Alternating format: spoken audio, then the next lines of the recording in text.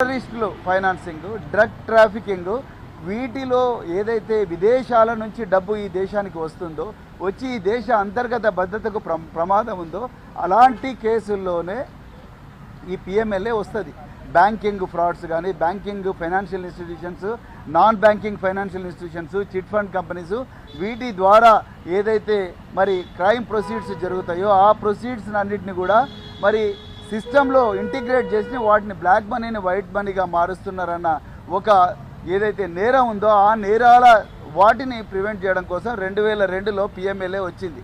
మరి ఇక్కడ కల్వకుంట్ల కవిత గారు ఆమె దగ్గర ఏం డబ్బులు దొరికినాయి, మరి ఆమె ఎవరికి డబ్బులు ఇచ్చింది, ఆ డబ్బులు ఎక్కడ సీజ్ చేసిండ్రు, ఎవరి సమక్షంలో సీజ్ చేసిండ్రు, ఎక్కడ పోయినాయి ఆ డబ్బులు, దాని మీద ఇంతవరకు ఒక్క దగ్గర కూడా ఒక్క పైసా కూడా సీజ్ కాలే.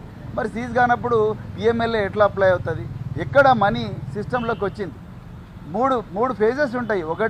ఒకటేమో ప్లేస్మెంట్, రెండవదేమో ఇంటిగ్రేషన్, రెండవదేమో లేయరింగ్, మూడవది ఇంటిగ్రేషన్. ప్లేస్మెంట్ లేదు, లేయరింగ్ లేదు, ఇంటిగ్రేషన్ లేదు. ఈ మూడు లేనప్పుడు అసలు పిఎంఎల్ఏ ఎట్లా అప్లై అవుతుంది? మరి ఈడీ వాళ్ళకే తెలవాలి. ఏ విధంగా సిబిఐ దీంట్లో అఫెన్స్ బుక్ చేస్తుంది? మరి section 7 of prevention of corruption act అన్నారు. మరి కల్వకుంట్ల కవిత గారు ఎమ్మెల్సీగా నాకు ఈ పని చేస్తే ఏదైనా కామన్ సెన్స్ ఉండేవాడు ఎవడైనా ఇన్వెస్టిగేటింగ్ ఆఫీసర్ ఫస్ట్ చూసేది ఒక పబ్లిక్ సర్వెంట్ నేరం చేసేటప్పుడు ఒక పని చేయాలనుకుంటే దానికి కొంత డబ్బు డిమాండ్ చేస్తారు. ఒక రేషన్ కార్డు ఇవ్వాలనుకుంటే ఆ రేషన్ కార్డు నీకు ఇవ్వాలనుకుంటే నువ్వు నాకు ఇంత మనీ ఇవ్వని డిమాండ్ చేస్తారు. ఇక్కడ ఒక పని, ఒక అవసరం లేదు, రెండోది ఒక డిమాండ్ లేదు, ఒక లంచం డిమాండ్ చేసినట్టుగా లేదు. మరి ప్రివెన్షన్ ఆఫ్ కరప్షన్ యాక్ట్ ఎట్లా వస్తుంది ఇందులో? కేవలం బలవంతంగా బ్రూటల్గా కేంద్ర ప్రభుత్వం తన ఆధీనంలో ఉన్నది, అన్ని రాజ్యాంగ వ్యవస్థలు నా కంట్రోల్లో ఉన్నాయని నరేంద్ర మోడీ గారు ప్రతిపక్ష పార్టీలన్నీ గొంతు నొక్కడం కోసం దౌర్జన్యంగా PMLA prevention of corruption act ఇందులో యాడ్ చేసిండ్రు. నిజానికి ఇందులో ఎక్కడ కూడా టెర్రరిస్ట్ ఫైనాన్సింగ్ లేదు, లేకపోతే narcotics, drugs and prevention of corruption, prevention of psychotropic substances act లేదు. అదేవిధంగా ఏ స్పెషల్ యాక్ట్ కూడా దీంట్లోకి రానప్పుడు వీళ్ళ దగ్గర ఒక పైసా దొరకలేదు. కేవలం అప్రూవర్స్, ఐ రిపీట్, అప్రూవర్స్ ఇచ్చిన స్టేట్మెంట్తోని కో అక్యూజ్డ్ అనే వ్యక్తుల దగ్గర నుంచి బలవంతంగా తీసుకున్న స్టేట్మెంట్లతోనే మరి ఈరోజు ఇది వస్తుంది. ఈరోజు ఆమెను అక్యూజ్డ్ చేసిండ్రు. నిజానికి జైల్లో కవిత గారు మాకు స్పష్టంగా చెప్పడం, మా మీద ప్రెజర్ ఉన్నది, వాళ్ళ పేర్లు చెప్పండి, వీళ్ళ పేర్లు చెప్పండి, వాళ్ళ పేర్లు చెప్పండి, వీళ్ళ పేర్లు చెప్పండి, ప్రెజర్ పెడుతున్నారు కేంద్ర ప్రభుత్వం, ఈ కేంద్ర దర్యాప్తు సంస్థలు మా మీద ప్రెజర్ పెడుతున్నారని చెప్పేసి మరి కల్వకుంట్ల కవిత గారు చాలా స్పష్టంగా చెప్పడం జరిగింది. నిజానికి ఈడీ ఎంత ఏకపక్షంగా దౌర్జన్యంగా వ్యవహరిస్తుందంటే మీరు చూడండి. హేమంత్ బిశ్వా శర్మ, అస్సాం చీఫ్ మినిస్టర్, ఆయన మీద 100 కోట్ల స్కామ్ ఉన్నది, దాని మీద ఇంతవరకు ఆయనకు జైలుకు పోలేదు. అదేవిధంగా అజిత్ పవార్, ఆయన మీద కూడా మహారాష్ట్ర కోఆపరేటివ్ బ్యాంక్ స్కామ్ ఉన్నది. ఏదైతే ఎకనామిక్ అఫెన్సెస్ వింగ్ మహారాష్ట్రలో కేసు క్లోజ్ చేస్తే మళ్ళీ ఈడీ తీసుకొచ్చి దాన్ని ఓపెన్ చేసి మళ్ళీ ఆయన మాట వినకపోతే, మాట వింటేనే ఆయన బీజేపీలో జాయిన్ అయిన వెంటనే మళ్ళీ కేసు క్లోజ్ చేసిండ్రు.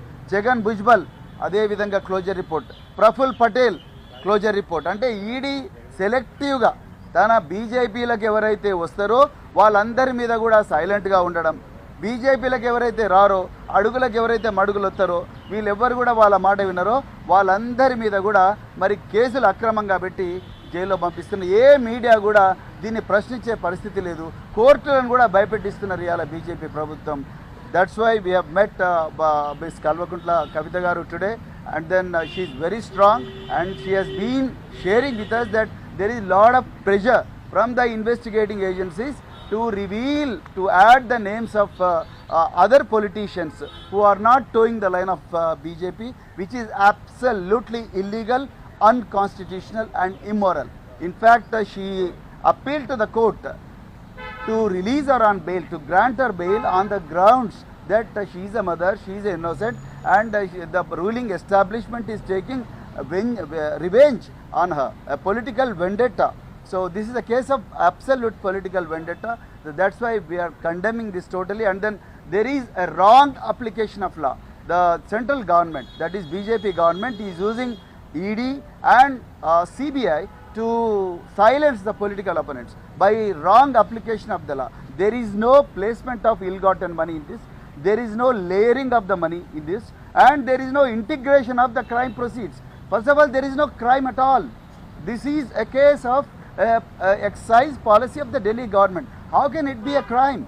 The Delhi government wanted to improve its finances, and then for that it laid out a policy, and then they wanted to implement the policy, and then after that they withdrew the policy. Like that, governments implement the policy and withdraw the policy, and then where is the question of crime here? And where are the crime proceeds? Did anyone seize the crime proceeds? And where did the crime proceeds come from?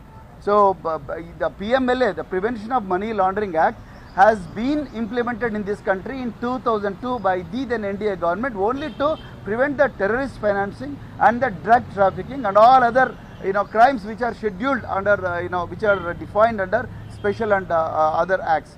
But where is the crime proceed? And then similarly in Kalvakuntla Kavita's case, the government, the CBI has invoked the provision of Section 7 of Prevention of Corruption Act. I want to know from the CBI, the Kalvakuntla Kavita being a public servant, that is MLC, what is that she has demanded and what was the work she was supposed to do? There is no definition at all. How did you invoke Section 7 of Prevention of Corruption Act, and what is the ground for invoking the Section 7 of Prevention of Corruption Act? Absolutely there is no ground. This is only to silence all other political parties which are not towing the line of Bharatiya Janata Party.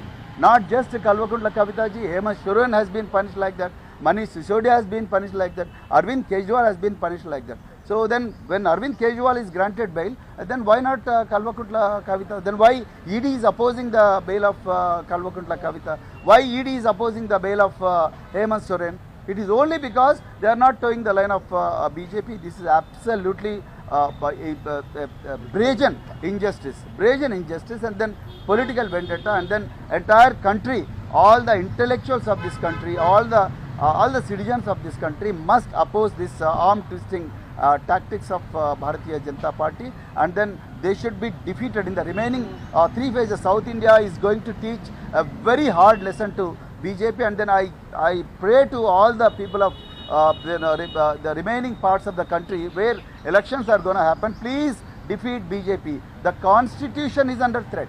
The Indian constitution is under threat. All the constitutional bodies, be it judiciary, be it executive, be it the investigating agencies which were established under Delhi Special Police Establishment Act, that is CBI, ED and all other investigating agencies, have become the tools in the hands of BJP to silence the political opponents. So the entire very constitution is under threat. So I pray to the people of